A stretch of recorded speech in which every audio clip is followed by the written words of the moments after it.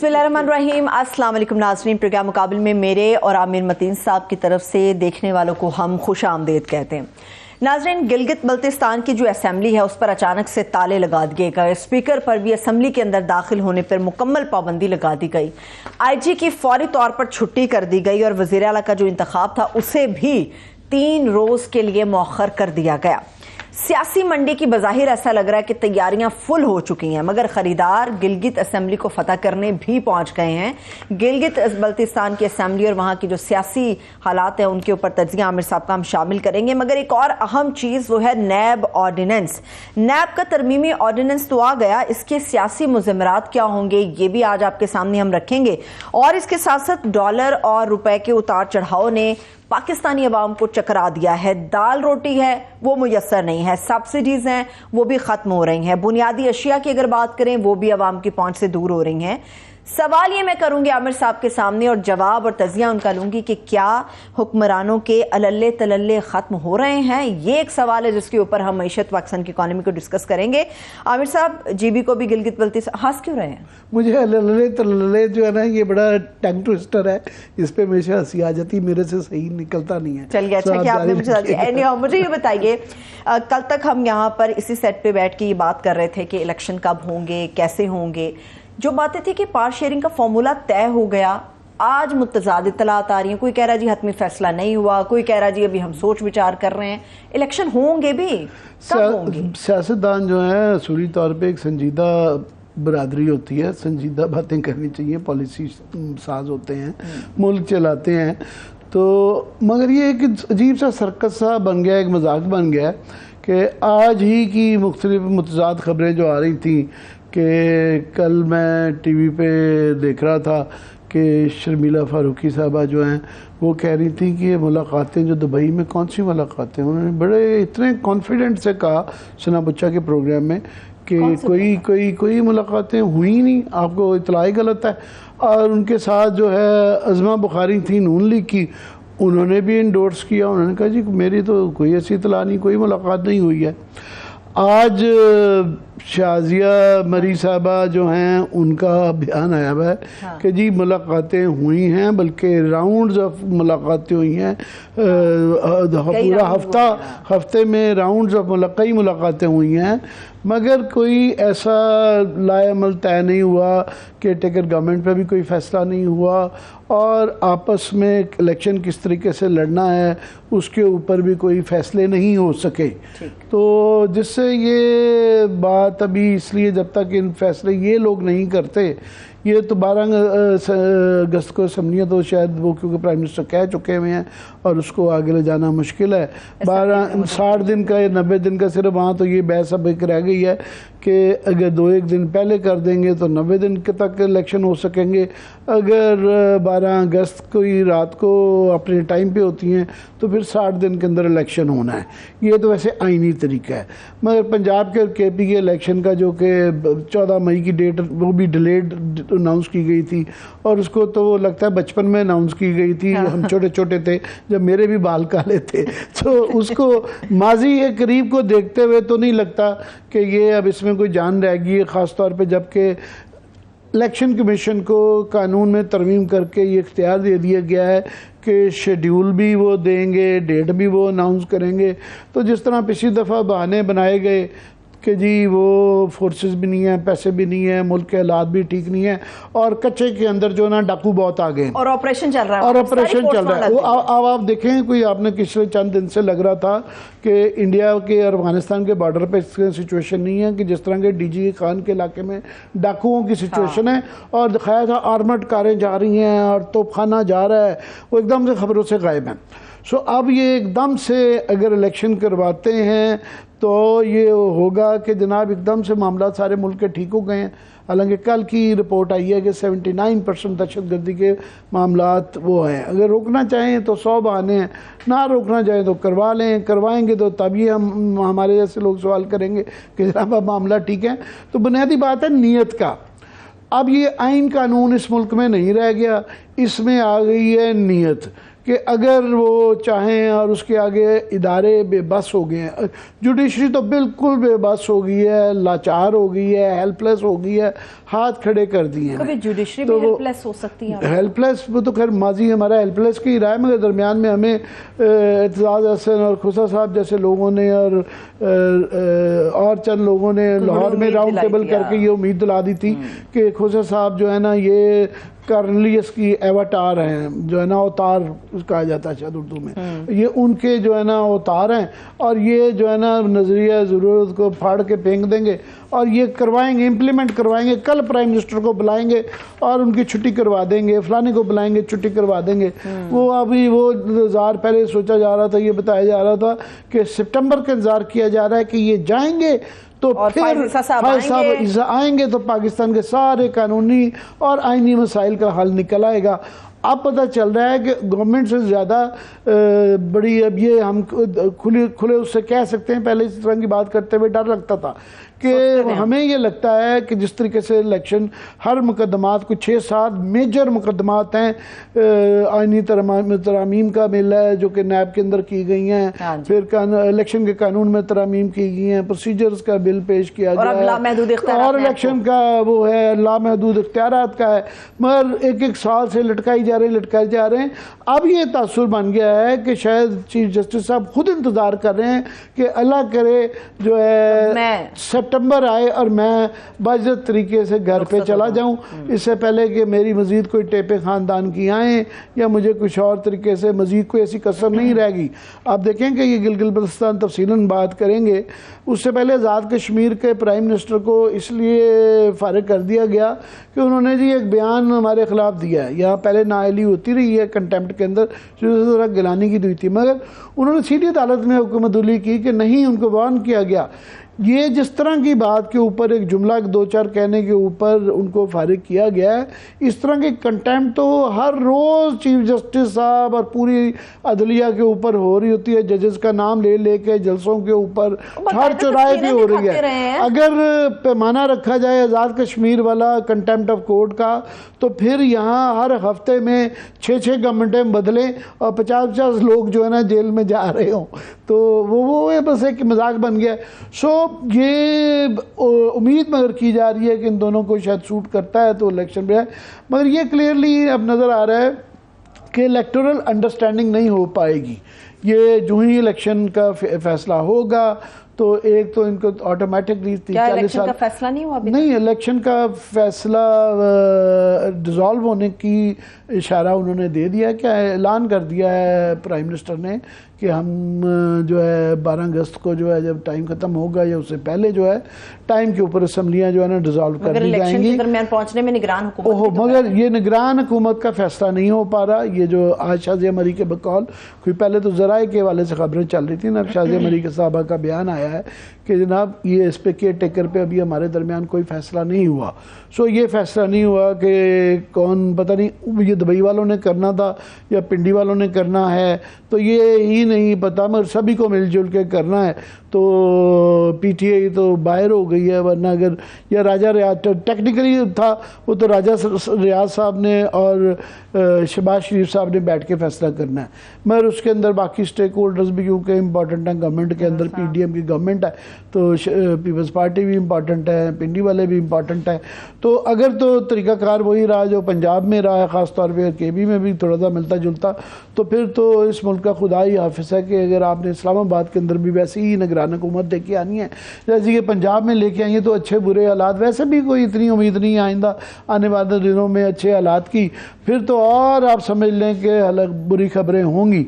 मगर जो क्लियरली नज़र आ रहा है कि कोई इलेक्टोरल अलायंस होता हुआ नज़र नहीं आ रहा, ख़ास तौर पे साउथ पंजाब के अंदर जो है वहाँ पे अब क्योंकि आईपीपी इस्तेहकाम पार्टी आ चुकी हुई है, तो वो भी इलेक्टेबल्स लेके आएगी, तो वो भी मौजूद है। पीपल्स पार्टी की ख्वाहिश थी कि वहाँ जो वैक्यूम बना हुआ है पीटीआई के, उसको वो फिल करेंगे कि कुछ वहाँ से 20-30 सीटें निकाल सकेंगे। सेंट्रल पंजाब में उनके पास ज़्यादा सीटें नहीं हैं, तो वहाँ से लोटे काफ़ी ज़्यादा पाए जाते हैं, तो उनको था कि वो वहाँ से लेंगे। नून लीग भी वहाँ वापस आना चाहती है, तो 3 पार्टियाँ तो ये आपस में लड़ेंगी। एक पीटीआई भी कहने को जितनी मर्जी है समझेंगे ख़त्म हो गई है, मगर ये इनकी कहने की हद तक है आमिर साहब, उनका ये ख्याल है ना। मगर जब इनकी आपस में वोट की तकसीम होगी, जो कि अलीम खान साहब ने कह दिया जी हम नून लीग के भी खिलाफ लड़ेंगे, पीटीआई के भी खिलाफ लड़ेंगे, पीपल्स पार्टी के भी खिलाफ लड़ेंगे, तो 4 पार्टियां और साथ में इंडिपेंडेंट भी वहाँ बहुत ज़्यादा जीतते हैं और एक बाप पार्टी टाइप उनकी फिर मिलके बना दी जाती है। तो ये इतनी ज़्यादा तो बड़ी कॉम्प्लिकेटेड हो जाएगी। मगर इसीलिए ये ऑलरेडी जेयूआई की तरफ से भी बयानात आने शुरू हो गए हैं कि मौलाना साहब ने कहा कि दुबई में मुझे नहीं बुलाया गया, मैं पीडीएम का सरबराह हूँ और मुझसे पूछा ही नहीं गया, मुझे एतमाद में नहीं लिया। में उन्होंने कहा जनाब आपकी बस जो इस्तेमाल था वो हो चुका है, अब अपनी ज़रा सियासी औकात में आ जाए, इंतखाबी जो हैसियत है आपकी आप उसके मुताबिक बात करें, बड़के मारनी छोड़ दें। तो उनको भी वो भी अपने बाहर हैं। और उसके अलावा नेशनलिस्ट बेचारे जो हैं हड़ताल वड़ताल मैंगल साहब ने बलूचिस्तान में की हुई है, मगर उनकी मशावरत के अंदर कोई वो मैटर नहीं करते हैं। पश्तून नेशनल बेचारे वैसे ही गवर्नमेंटों में आके एनपी भी तकरीबन इरेलीवेंट हो चुकी हुई है, पश्तूनख्वा पार्टी भी इरेलीवेंट हो चुकी हुई है।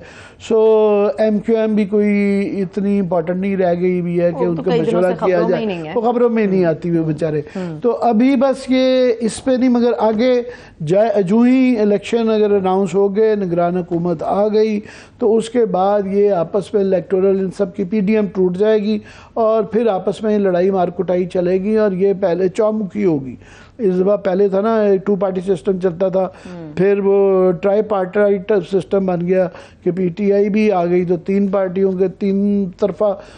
अभी जो है चौमुखी या पता नहीं पेंटागन होगी या क्वाड्रेंगल होगा या ट्रायंगल तो बिल्कुल नहीं नज़र आ रहा। तो ये अभी देखें काफ़ी सारे वेरिएबल्स हैं, काफ़ी ऐसे मफरूज़े हैं, काफ़ी ऐसे अनक्लियर चार्टर्स हैं जिनके ऊपर ये नहीं पता कि क्या हवा किस तरफ जाएगी। सही है, ठीक है। 2 चीज़ें आपके सामने एक साथ रख देती हूँ। पहली बात तो ये आमिर साहब आपने जितना भी तजिया दिया, ये आइनी तौर पे अगर देखा जाए ये आइनी साल है, इलेक्शन का साल है, मगर क्यों ऐसी बात है कि जब भी हम इलेक्शन की बात करते हैं हम अगर से सवाल शुरू करते हैं और अगर पे जवाब हमारा जाता है कि अगर हुए तो। ये अगर वाला मामला या इलेक्शन का मामला इतना मशकूक क्यों होता है? दूसरी बात ये मुझे ये बताइए, जो गवर्नमेंट वैसे इत्तेहाद की सूरत में बनी है, ये इलेक्शन अपना अपना का नारा तो लगा रहे हैं, क्या इनमें इतनी कैपेसिटी है इन तमाम जमातों में कि अलग अलग लड़ेंगे और वो वैक्यूम जो तहरीक इंसाफ की वजह से बना है उसको फिल कर सकेंगे कोई भी एक पार्टी? अगर कहना एक तो अक्लमंदी का तकाजा, दूसरा हकीकत पसंदी है कि अगर उस वक्त नहीं कहा जाता था या नहीं कहना चाहिए, जब आपके पास एक आइन है और कानून है उसके मुताबिक आप चलते हैं, वो तो रहा नहीं। 14 मई के जब फैसले जिस तरीके से उन पे रद्द किया गया, रद्द क्या किया गया, उसके परखच्चे उड़ा दिए गए। इलेक्शन कमीशन का जो हाल हो गया है, इलेक्शन कमीशन इस तरह तो म्यूसल की वो जो कमेटियां होती हैं वो इस तरह के वहाँ पे गंद नहीं पड़ता और ये एक आईनी इदारा है। सो इसलिए अगर कहना ही पड़ता है, ये मुल्क अगर पे ही चल रहा है, अगर और मगर, बस जो है ना लंबी तकरीर करते हैं फिर आप कहते हैं मगर और अगर। This is politics is all about अगर एंड मगर। ये अगर मगर की ही सियासत है कि अगर यूं हो गया तो यूं हो जाएगा। अगर वो इतने ज्यादा अगर हैं कि तजिया करना मुश्किल हो गया कि आप बेवकूफ़ लगते हैं। आप रोज मुझसे लगता है कि एक ही सवाल करती हैं, मैं मुख्तलिफ जाविये से जवाब देने की कोशिश कर रहा हूँ। हालांकि बात घूम फिर के एक है कि आइन और कानून होता है वो जो कि यहाँ पे नहीं है। अलमिया ये कि आइन कानून की किताब लेके हर शख्स बाकी दूसरा जो वैक्यूम वाला है कि अब सबसे बड़ा क्वेश्चन यही है, ख़ास तौर पे ये जो होगा साउथ पंजाब के अंदर जो है ना बैटल ग्राउंड नज़र आ रही है। सिंध के अंदर मोर लेस क्लियर ही है कि वहाँ पे रूरल सिंध के अंदर अभी भी पीपल्स पार्टी का होल्ड है और वो आहिस्ता आहिस्ता शहरों की तरफ जो एमक्यूएम का और पीटीआई का कराची से सीटें जो निकली थी वो उस तरफ भी थोड़ा सा ट्रांसग्रेस कर रहे हैं, उसमें भी घुस रहे हैं। उन्होंने मेयर का इलेक्शन धांधली से हीरा जीता, मगर मुनासिब उन्होंने सीटें वहाँ से हैदराबाद की मेयरशिप जीती, कराची की धांधली से जीती मगर एक सीटें ले ली थी, और सखर में भी वो थोड़ा सा सिंध के अंदर उनकी ताकत बढ़ रही है, इलेक्टोरल ताकत बढ़ रही है। और केपी में तो 7 वे फाइट है, वहाँ तो हर कॉन्स्टिट्यूंसी की आप जनरलाइज करना मुश्किल है। पीटीआई वाहिद केपी की तारीख में पहली दफ़ा हुआ था कि पार्टी दूसरी दफ़ा इलेक्शन री इलेक्ट होके आई थी और उसका क्लियरली था कि थर्ड टाइम भी होंगे। अभी भी वो बड़े ताकतवर हैं। पंजाब के अंदर हालांकि हमारे पंजाबी भाई जो हैं वो कोई ये जो प्रेस कॉन्फ्रेंसिंग करने में बहुत शेर हुए, पार्टी भी आगे केपी के अभी भी जो वर्कर हैं और वो हैं ज़्यादातर जो प्रोमिनेंट है परवेज़ खटक का और उसके जो उनके जो इर्द गिर्द क्राउड है, उसके अलावा असद कैसर भी यूं करते रहते हैं, डगमगाते हैं, कभी इधर जाते हैं कभी उधर जाते हैं। और बाकी वहाँ पे आप देखें काफ़ी लोग खड़े हैं, शहरियार आफरीदी खड़े हैं, अली मोहम्मद खान खड़े हैं, मुराद सईद खड़े हैं। उनके जो मेन वहाँ के जो लीडर हैं जिनका कैरिस्मा वहाँ पे चलता है वो वहाँ पे खड़े हैं। तो पंजाब के अंदर, सेंट्रल पंजाब के अंदर जो है वो पीटीआई का नून लीग का ही अभी मुकाबला है। शहरों के अंदर ख़ास तौर पे पीपल्स पार्टी का कोई ऐसी सिचुएशन नहीं है। बैटल ग्राउंड इज़ जनूबी पंजाब। जनूबी पंजाब में मैंने इस तरह बताया कि अब ये जब तीनों आपस में तारब लड़ेंगे तो क्वेश्चन यही है कि आया इनके वोट डिवाइड होंगे। तो पीटीआई को उसका फ़ायदा होगा, नज़र आ रहा है। ठीक है, चलिए जो मर्जी हालात, बिल्कुल सियासी जो सवालात हैं उनको बात के लिए रखते हैं। अब जरा कानून की हम बात कर लेते हैं। माहिर कानून राजा आमिर अब्बास साहब ने हमें नायब ऑर्डिनेंस के हवाले से ज्वाइन किया। बहुत शुक्रिया साहब, थैंक यू सो मच हमें ज्वाइन कर लिए। Over to you. जी, वो वैसे तो अभी जो पहले ये कानून और सियासत इनमें एक डिवीज़न होती थी, तकसीम नज़र आती थी। अब ये वहाँ सियासत कानून में कानून से सियासत से भी ज़्यादा होने लग पड़ी है। बहुत शुक्रिया राय साहब आपका हमें ज्वाइन करने का। पहले तो सबसे इम्पॉर्टेंट फर्स्ट थिंग्स फर्स्ट, कल जो है दोबारा इस्लामाबाद हाई कोर्ट के कहने पे सेशन कोर्ट के अंदर पीटीआई चेयरमैन को बुला लिया गया है इन पर्सन जो है। तो तोशाखाना का केस हो रहा है। आप ये केस 7 दिन के अंदर अब वो बताया गया है। पहले तो ये कि जो ये बैक एंड फोर्थ हुआ वहाँ से पहले सेशन कोर्ट से ये इस्लामाबाद हाई कोर्ट गया, अब वहाँ से वापस आ रहा है। ये केस अब किस तरफ जाता देख रहे हैं, इसके अंदर कितना इम्कान है कि पीटीआई चेयरमैन को जेल हो जाएगी? देखिए, इसमें तो बहुत टेक्निकल अभी ग्राउंड्स हैं कि इसका ट्रायल ही जो सा है वो कानून के मुताबिक जो है पॉसिबल नहीं है। यही ऑब्जेक्शन जो सा था सेशंस कोर्ट के सामने उठाया गया था, जिसमें 3-fold ऑब्जेक्शन था। नंबर 1 के जो complaint election commission of Pakistan ने फाइल की है तो वो सिर्फ इलेक्शन कमीशन कर सकता था, जिसमें कमिश्नर या उसके मेंबर्स होते हैं।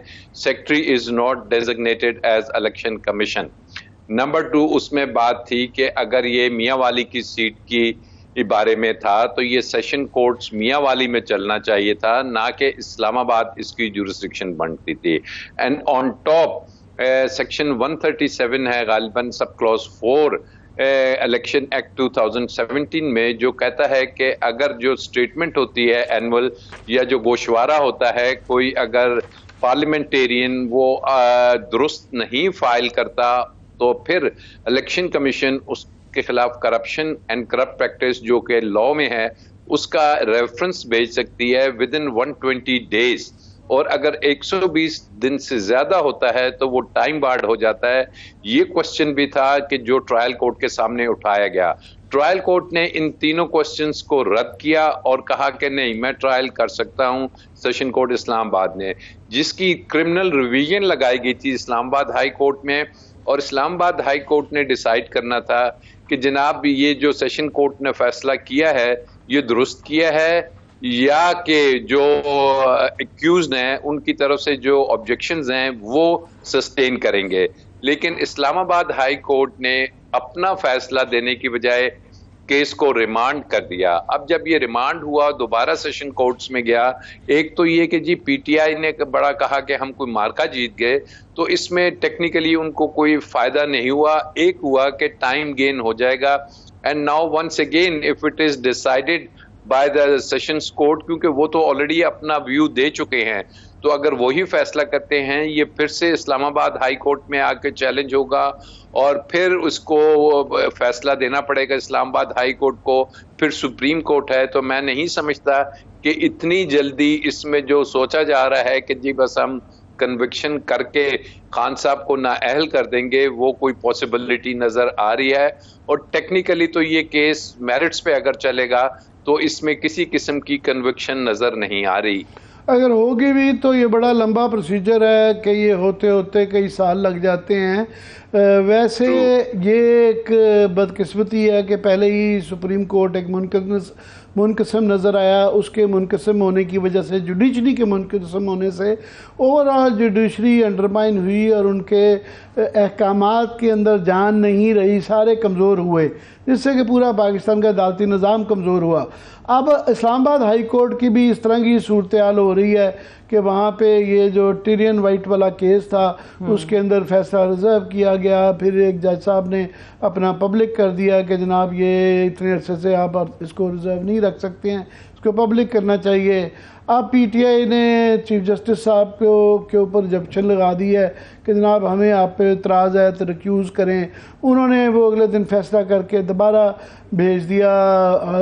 सो वहाँ भी एक किस्म की तकसीम नज़र आ रही है और वो भी कंट्रोवर्सी का शिकार हो गए हैं। मेरा आपसे जो सवाल है वो ये है कि ये यहाँ तो चलें, आप कह रहे हैं सालों की बात है। अब जो नैब के, आप पहले प्रोसिक्यूटर भी रहे हुए हैं इसलिए नैब के कवानीन को बहुत बेहतर समझते हैं। तो ये जो अब नई तरमीम आई हैं जो 4, मैं दोहरा देता हूँ नाजरीन को, आपको तो बहुत ज़बानी याद होती है, आम आदमी को कई दफ़ा भूल जाती है। इसके 4 इंपॉर्टेंट पॉइंट्स हैं। एक ये है कि चेयरमैन साहब को इख्तियार दे दिया गया है कि वो अगर कोई अदम ताउन की वजह से वो किसी को भी गिरफ़्तार कर सकते हैं, मुलज़िम को। सिर्फ ये पेश होना लाजिम नहीं है, वहाँ पर ये भी कह सकते हैं कि कोई नॉन कोऑपरेटिव है इंफॉर्मेशन देने पे। तो एक तो इस पे पॉइंट बाय पॉइंट मैं पूछ सकता हूँ आपसे, इस मुद्दे पे बताइएगा कि अगर इमरान खान पीटीआई चेयरमैन साहब जो हैं उनको गिरफ़्तार कर लिया जाता है, लेट से कि इलेक्शन अनाउंस हो जाते हैं, उस टाइम पे उनको गिरफ़्तार करके 1 महीने के लिए जेल में डाल देता है कि वो पेपर अपने ना करा सकें या कैंपेन ना कर सकें, अपनी भी ना कर सकें, पार्टी भी ना कर सकें, तो ये सिचुएशन इस तरमीम के बाद इस्तेमाल हो सकती है? जी आमिर, ये बिल्कुल रात की तारीकी में अगर ये कानून साजी हुई है, और ये कानून साजी ऐसी कानून साजी है कि एक तरफ पार्लियामेंट ने नैब में अमेंडमेंट्स की, जिसमें नैब के जो चेयरमैन थे उनको कहा गया था कि जनाब इनको बहुत ज़्यादा इख्तियार है, ये जिसे जब चाहते हैं गिरफ्तार कर लेते हैं, उस पावर को कर्टेल करने के लिए इसी मौजूदा पार्लियामेंट ने कानून साजी की। फिर उसी जो उनसे चेयरमैन नैब को उन्होंने रोकना था कि जनाब आप सिर्फ इन्वेस्टिगेशन के दौरान रिपीटेड नोटिसेस अगर कोई लेने के बावजूद आ नहीं रहा तब आप अरेस्ट कर सकते हैं। लेकिन क्या वजह हुई कि ऑल ऑफ अ सडन इन्होंने इसको चेंज करना पड़ गया कि जो खुद किया हुआ था उसको रिवर्स करना पड़ गया। उसकी वजह बड़ी क्लियर है कि जो पहली अमेंडमेंट, आमिर हमारे पास टाइम थोड़ा है, ये जो मेरा स्पेसिफिक क्वेश्चन था कि ये जो गिरफ्तारी वाली क्लॉज अब 30 दिन तक कर सकते हैं, अगर इलेक्शन अनाउंस होता है एंड उस वक्त जो है उनको बुलाएं, वो ना भी अगर आए आ भी जाएं तो वो कहें जी ये कोऑपरेट नहीं कर रहे इन्फॉर्मेशन देने पे, तो उनको गिरफ्तार करके न्यूट्रलाइज किया जा सकता है। यस, 100% उनको गिरफ्तार करके, क्योंकि अब जब 30 दिन का रिमांड कर दिया है तो 30 डेज तक तो वो बेल भी मूव नहीं कर पाएंगे और 30 दिन तक वो नैब की कस्टडी में रहेंगे। और ऑन टॉप के अगर कोई दूसरा केस है तो जब 28 दिन होते हैं तो दूसरे केस में भी अरेस्ट डाला जा सकता है और 30 दिन फिर वो भी चल सकते हैं।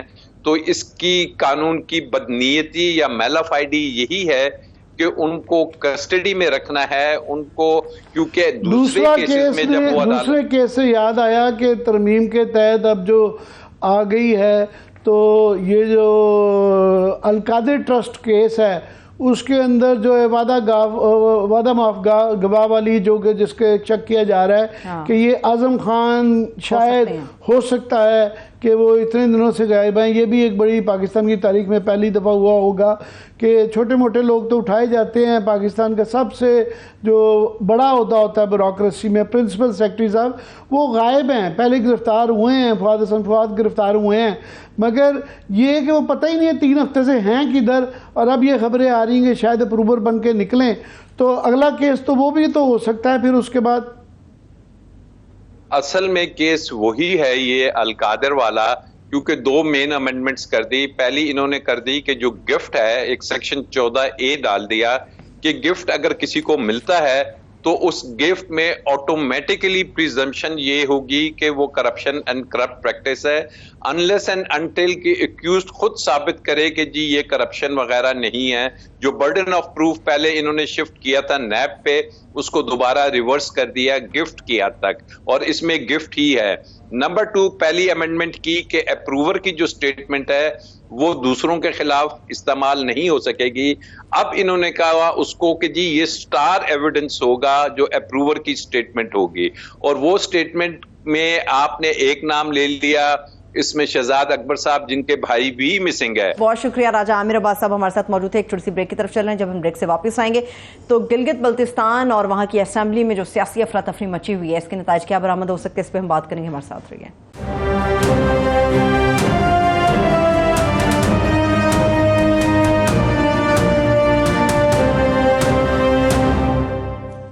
ब्रेक के बाद एक बार फिर से हम आपको खुशामदीद कहेंगे गिलगित बल्तिस्तान असेंबली और वहां पर जो मची सियासी अफरा तफरी उस पर बात करने के लिए इस वक्त हमारे साथ पाकिस्तान पीपल्स पार्टी के सीनियर रहनुमा कमर जमान कायरा साहब मौजूद हैं। ये उस कमेटी का भी हिस्सा है जो कि वज़ीर-ए-आज़म शहबाज शरीफ साहब की तरफ से गिलगित बल्तिस्तान के लिए बनाई गई है। थैंक यू सो मच हमें ज्वाइन करने के लिए। ओवर टू यू आमिर साहब। जी, मैं बिल्कुल बहुत शुक्रिया आपका कायरा साहब हमें ज्वाइन करने का। मैं क्विकली ज़रा नाज़रीन को बैकग्राउंड इसका थोड़ा सा बता दूं कि ये एक पाकिस्तान में वैसे एक हमेशा से ये पहले ये सिलसिला होता था कि जो ही इस्लामाबाद में गवर्नमेंट बदलती थी तो केपी और आज़ाद कश्मीर की गवर्नमेंटें बदल जाती थी। मैं पिछले 5-10 साल से इसके अंदर थोड़ी सी स्टेबिलिटी आ गई थी। पीपल्स पार्टी ने भी अपने दौर में ये ज़र्फ दिखाया था, नून लीग वालों ने भी दिखाया था, और PTI वालों ने भी, मुझे जो याद पड़ता है, टेन्योर पूरे होने शुरू हो गए थे, क्योंकि आज़ाद कश्मीर और गिलगित बल्तिस्तान की एक इंटरनेशनल कश्मीर इशूज़ के साथ भी ताल्लुक़ होता है, और डायरेक्टली इम्पैक्ट उसका मकबूजा कश्मीर पे आता है कि वहाँ पे जो हमारे कश्मीरी भाई हैं उनको इंडिया से यही शिकायत रहती है कि जनाब हमारे यहाँ जब आपका दिल करता है गवर्नमेंट बदल लेते हैं। सो दोबारा यहाँ पे पहले कश्मीर के अंदर सिलसिला हुआ और एक बड़े भोंडे तरीके से किया गया कि वो अल्हम्दुलिल्लाह माशाल्लाह जो अदालतें जिस तरह यहाँ पे कंट्रोवर्शियल है, वहाँ एक स्टेप आगे किए हैं कि उन्होंने उनके एक बयान के ऊपर चीफ मिनिस्टर साहब वो किया। बाल पीपल्स पार्टी कहने को तो वो PTI की गवर्नमेंट है, मगर उसके अंदर जो मेन प्लेयर हैं वो पीपल्स पार्टी है। मुबारक हो उनको, कायरा साहब को मुबारकबाद देते हैं। अब जो है गिलगित बल्तिस्तान नेक्स्ट स्टॉप था और ये एक्सपेक्टेड था, वहाँ भी वो रिपीट हुआ है। मगर कायरा साहब मेरा आपसे जो सवाल है, आप माशाल्लाह 25-30 साल से अभी सियासत में हैं, पार्लिमानी सियासत में, और आप हमेशा उन लोगों में से आते हैं जो जमहूरियत और इंसानी हकूक़ के दाई रहे हैं। जिस तरफ मर्जी जो मर्जी इशूज़ रहे हों, जनरली आप पे इस तरह के इल्ज़ाम कम ही लगे हैं कि आपके कोई गैर जमहूरी रवैयों के हवाले से। ये जो हमने आज वहाँ देखा कि स्पीकर जो होता है हाउस का कस्टोडियन होता है कि पुलिस जो है उसको दाखिल ना होने दे, स्पीकर कोई कि आप नहीं अंदर आ सकते, ये आपने कभी देखा या सुना इसके मतलब कभी मार्शल लॉ में भी? हाँ आमिर साहब, पहले तो गुजारिश ये है कि आपने फरमाया कि हमने या इस गवर्नमेंट के अंदर होते हुए कोई ऐसी हरकत की गई। पहले तो ये है कि अब ये सारा कुछ हमने अब आगे करना था, जब हमारी हुकूमत के भी जाने के अब आखिरी महीना है। तो अगर हमने ये करना ही था तो जब आए थे उसी वक्त कर लेते, उसी वक्त हम इन हुकूमतों को चलता कर देते। जहां तक ताल्लुक कश्मीर के वज़ीर-ए-आज़म साहब, साबिक वज़ीर-ए-आज़म साहब का है, उन्होंने मुतअद्दिद बार, एक बार नहीं मुतअद्दिद बार उन्होंने अदालतों को चैलेंज किया और अदालतों के बारे में इस तरह की गुफ्तगू फरमाई। वो अपने मुखालफिन के बारे में भी कहते रहते थे और आप उसको चलाते भी रहे और मीडिया उसके आगाह है, मैं उससे ज्यादा बात नहीं करता। लेकिन इस मौके पे उन्होंने जिस तरीके से, जिस जबान में अदालतों को चैलेंज किया, वहां की हाई कोर्ट्स और सुप्रीम कोर्ट ने उस पर यकमुश्त होके उस पर एक्शन लिया। उसमें हमारा पॉलिटिकल गवर्नमेंट का कोई रोल नहीं था। मैं वैसे माफ़ कीजिएगा, इस पे थोड़ा सा हल्का कह दूं कि जो पाकिस्तान के अंदर अदालतों के मतलब जो सड़कों पे और जलसों में कहा जाता है या जाता रहा है, तो उसका 5% भी उन्होंने नहीं किया था और वो प्राइम मिनिस्टर थे। मेरी राय आपसे मुख्तलिफ है, मेरी राय आपसे मुख्तलिफ है। आपका हक है आप इस तरह राय रखें, लेकिन यहाँ की अदालतों के कंडक्ट के ऊपर एतराज तो जरूर है। लेकिन ये चैलेंज नहीं है कि मैं उनको लगा पकड़ के सीधा कर दूंगा और मैं उनको लटका लूंगा, मैं उनको लंबा कर दूंगा, फलां कर दूंगा। इस तरह की गुफ्तगू पाकिस्तान में कभी नहीं हुई। अदालतों के कंडक्ट के ऊपर, अदालतों की न्यूट्रलिटी के ऊपर बातें जरूर हुई हैं, और जो मुतल्लिका फ्रीक होते हैं वो जरूर बातें करते हैं, मीडिया भी करता है और मुतल्लिका फ्रीक भी करता है। वो भी अल्लाह करे ऐसा वक्त आए और हमारी अदालतों का कंडक्ट ऐसा हो जाए कि ये भी वक्त ना रहे, क्योंकि अदालतों के अंदर से अब जज साहबान ही इख्तलाफ करने शुरू हो गए, उनके रवैये जो हैं वो उस बात पर बोलने लगे, तो वही ये एक और इख्तलाफ है। लेकिन जब अदालत की तौहीन का इशू आया तो फिर कोई माफ नहीं करता, और वहां बिल्कुल मुख्तलिफ सूरत हाल।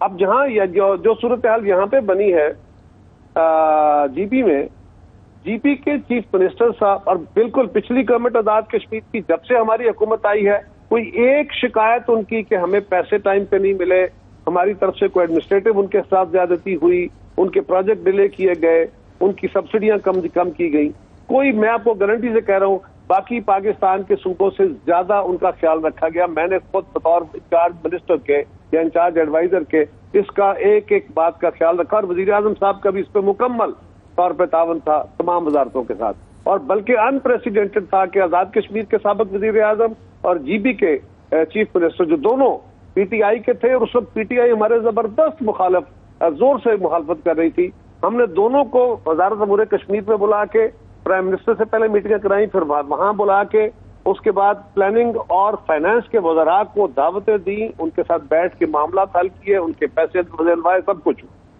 अब अगर हमने करना ही था तो पहले करते। इस पे तो ये तो मेरा आर्गुमेंट सवाल था कि जनाब ये अब आप जाने वाले हैं, क्या जरूरत है, आप ये कहने की कोशिश, आप ये कहने की कोशिश कर रहे हैं कि ये सिर्फ एक इत्तेफाक है कि इस्लामाबाद में गो के हाउस के अंदर वो नहीं, एक राजा रियाज साहब का ग्रुप जरूर बना, उन्होंने वोट नहीं डाला, मगर सिंध हाउस के अंदर जो इतने लोग दिखाए गए, फिर पंजाब के अंदर तो सीधा सीधा लोटा क्रेसी नंगी किस्म की गई, फिर उसी तरह ही फॉरवर्ड ब्लॉक आज़ाद कश्मीर में बना। अब जो है वहाँ बताया कि 2-3 फॉरवर्ड ब्लॉक जो हैं वहाँ पे जीबी में भी बन गए हैं। ये सारे इत्तफाकात हैं। नहीं, मैं इत्तफाकात की बात बिल्कुल नहीं कर रहा जी, मैं तो सिर्फ ये कह रहा हूँ, आपके सवाल के अंदर आपने अपना जवाब खुद ही दे दिया। अगर हमने करना होता तो पहले करते, जिसका हमें फायदा, अब जाते जाते करने का क्या फायदा था जी? बहुत फायदा है। अगला 3-4 साल गवर्नमेंट है, वो आपकी फेवरेबल गवर्नमेंट रहेगी। 3-4 साल गवर्नमेंट नहीं है, फिर जो भी गवर्नमेंट आएगी, कल क्या होगा कल किसी को पता है? वहां आगे क्या सूरत हाल चलती है ये आपके इल्म में है। सवाल ये है कि इस वक्त आपने फरमाया कि हमारी वजह से या वहां लोटाक्रेसी हुई। आमिर मतीन साहब, ये बात बिल्कुल दुरुस्त है कि हमारे यहाँ लोग अपने अपने मफादात के तहत भी ग्रुप बनाते हैं। एक एंगल आपका है जो पाकिस्तान का माजी में ऐसा होता रहा, एक एंगल मेरा है, उसको भी जरा गौर से सुनिएगा। और वो ये है कि उनकी जमात के अंदर वहां कोई डिसिप्लिन तो था नहीं, वहां का कोई मकामी लीडर तो था नहीं, एक हवा में, एक फिजा में वो जमात वहां खड़ी करके उसका इलेक्शन करा दिया गया, और हमारी जमातों से लोग तोड़ के वहां गए। लेकिन वो एक तरफ, अब वहां पे चीफ मिनिस्टर साहब खुद चले गए और फारिग हो गए, उनकी जगह पे वहां 4 बंदों की ये ख्वाहिश है, पार्टी ने किसी एक को नॉमिनेट कर दिया, बाकी लोग अगर अपने तौर पे एस्पायरेंट्स हैं कि मुझे फलां लोग अगर मेरे साथ शामिल हो जाता है कोई ग्रुप तो मुझे हक हासिल है, मैं चीफ मिनिस्टर बनूं, और मुझे सूट करता है कि वहां पे अगर उनका कोई और बंदा आ जाता है, ये पॉलिटिकल सूटेबिलिटी का इशू है। आप मुझसे या यहाँ के बैठे मुंतखब नुमाइंदों से, वो या पाकिस्तान के हों या कश्मीर और जीपी के हों, आप हमसे क्या ये तवक्को कर रहे हैं कि हम इंग्लैंड और अमेरिका के लोगों की तरह बिहेव करना शुरू कर रहे हैं? क्या वो सोसाइटी है हमारी? क्या उस बुनियाद के ऊपर, उस एथिक्स के ऊपर आप हमारा तज्जिए करते हैं? पीपल्स पार्टी से तो हम हमेशा यही तवक्को करते रहे हैं, क्योंकि मोहतरमा बेनज़ीर भुट्टो साहबा ने बिल्कुल उसी तरह से ही बिहेव किया। उनके ऊपर उनके बहुत बड़े नाकदीन भी गैर जमहूरी किसी तरीक़ेकार की इल्ज़ाम नहीं लगा सकते। हमने तो मेरी अब सुन ले, मेरा सवाल सुन ले। सवाल ये है कि वहाँ पे चीफ सेक्रेटरी जो है वो ज़ाहिर है इस्लामाबाद से लगता है, आईजी आज बताया रिमूव कर दिया गया है, डिप्टी कमिश्नर भी वहाँ पे तब्दील हो रहे हैं। तो ये जो सारी मार्केटाई हो रही है, मैंने आपसे जो स्पेसिफिक सवाल किया था कि जो पुलिस वाला स्पीकर को जब रोक ले कि आप घुस नहीं सकते, कस्टोडियन के घर के मालिक को वो एक मुलाजिम आगे कहे कि आप नहीं घुस सकते, ये आपने कभी देखा सुना था? नहीं, देखे, गुजारिश ये है, एक तो ये है कि पुलिस गर्दी हुई और पुलिस के आईजी को ट्रांसफर कर दिया गया, अब पुलिस ने जो काम किया उसकी शाबाशी दी गई है या सजा दी गई है, आप इसका फैसला खुद करिए, मुझ पे छोड़ दीजिए। दूसरा ये है कि रात को 1 बजे स्पीकर साहब अचानक फैसला करते हैं, अचानक, कि हमने कल 10 बजे सेशन करना है, 12 बजे नॉमिनेशन है, 3 बजे इलेक्शन है।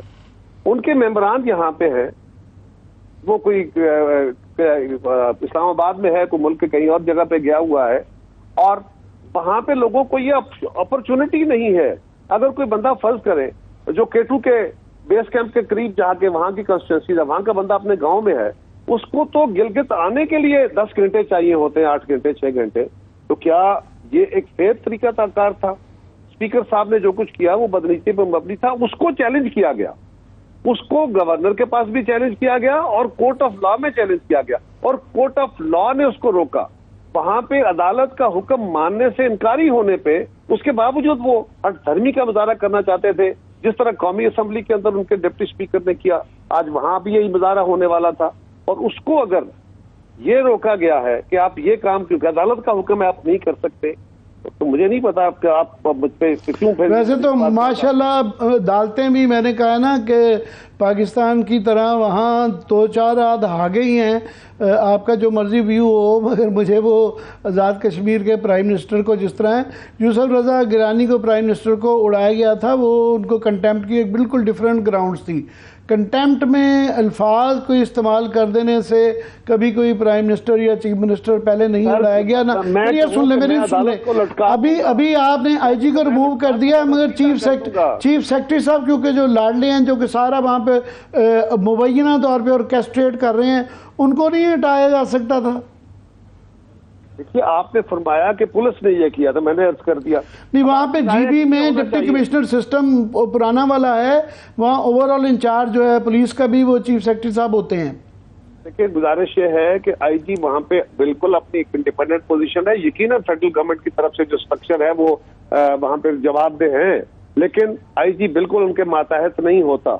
और अगर IG ने, पुलिस ने चीफ सेक्रेटरी के मातहत रह के काम किया, उसका हुक्म माना, ये सब कुछ किया है गैर कानूनी काम, तो उसको हटाया क्यों? एक छोटी सी ब्रेक लेते हैं, ब्रेक से वापस आएंगे, बहुत सियासी बातें होगी, अवाम की बदहाली के ऊपर भी मैं बात करूंगी, हमारे साथ रहिए।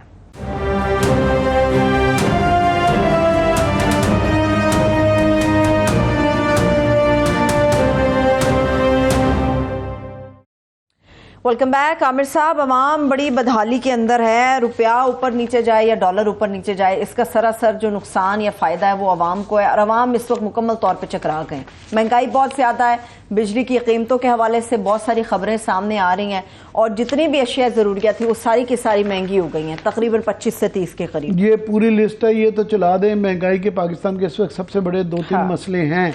एक जाहिर है ये महंगाई है, और ये तमाम प्राइस की लिस्ट मेरा टिकर में, हमारे पास ना टाइम नहीं है बयान करने का लोगों को। पेट्रोल, चीनी, बीफ, मुर्गी, सब डॉलर तो आज पहले नीचे गया था, आज दोबारा थोड़ा सा दोबारा ऊपर गया है, तो ये लिस्ट तो चल रही है कि तमाम ये अशिया की कीमतें हैं। दूसरा ऑफ कोर्स बेरोजगारी है, और जिस तरीके से हमारे यहाँ इंडस्ट्री बंद हो रही है, बाकी कारोबार ज़िंदगी बंद हो रही है, कारोबार दुकानों के कारोबार ट्रेडर्स का काम नहीं चल रहा, तो उससे बेरोजगारी और बढ़ती जा रही है। जो फिगर्स आ रहे हैं वो है कि हर महीने कई मिलियन जो है ना नौजवान लोग जो है मज़ीद उसमें ऐड होते जा रहे हैं। तो ये एक सिलसिला है। सबसे इम्पॉर्टेंट तो है कि लोड शेडिंग का ये है कि अभी भी जो है 7-7, 8-8 घंटे शहरों में और 10-10, 12-12, 14-14 घंटे आपके गांव में भी जो है लोड शेडिंग हो रही है। मैंने वहाँ खास तौर पे पता करवाया है। अच्छा। कि आपके पिछली दफ़ा आप इसीलिए आमिर साहब लोग बड़ी मोहब्बत करते हैं, खास तौर पर देहातों के लोग के जिनका जिक्र होता है। अपने गाँव में ना जाना अच्छा होता है, आप भी चक्कर लगाया करें, वो शहरों में रह के ना पूरी खबर रखते हैं। चले, अच्छी बात है। तो मगर बहरहाल उसमें सबसे ये कल तफसीलन इस पर बात करेंगे। आज जो खौफनाक खबर आई है, खैर सबको पता था, मगर अभी एक्नॉलेज कर लिया गया है कि वो कमेटी के अंदर जो है वहाँ पे जो एनर्जी की पार्लियामेंट के अंदर उन्होंने साफ ही कहा जी लोग इसलिए बिजली के साथ बगैर मर रहे हैं, गर्मी के अंदर तड़प रहे हैं, क्योंकि हमारे पास पैसे ही नहीं हैं ख़रीदने के फ्यूल, और हमारा जो 63% जो हमारी एनर्जी बिजली बनाई जाती है फ्यूल, फॉरेन फ्यूल के ऊपर डिपेंडेंट है 63%, और हमारे पास क्योंकि पैसे नहीं हैं। सबसे तकलीफदेह बात यह है कि 47,000 मेगावाट की अब हमारी जो है वो कैपेसिटी हो गई हुई है। 27,000 आजकल की हमारी ज़रूरत है, 21 हम बना पा रहे हैं, 6,000 का बैग है। सबसे ज़्यादा जो कल पे तफसील बात करेंगे कि IPPs को 1 ट्रिलियन कुछ वो उनके बाद हम फ्यूल नहीं खरीद सकते, वो बिजली नहीं बना पाते, ना बनाने का 1,000 अरब रुपया उनको जा रहा है और नई जो भी कीमतें यूनिटों की बढ़ा रही है, इस पर कल तफसीलन बात करेंगे। ये बहुत ही तकलीफदेह मामली है कि उनसे जान नहीं छूट रही है हमारी कि बगैर कुछ किए 1,000 अरब बहुत बड़ी रकम होती है, ना बनाने के बिजली पैसे ले रहे हैं। इंशाल्लाह इसके ऊपर बड़ी तफसील से हम बात करेंगे। Thank you so much Aamir साहब, आप तमाम लोगों का भी शुक्रिया। मुझे इजाज़त दीजिए, अपना ख्याल रखिए, खुदा हाफिज़।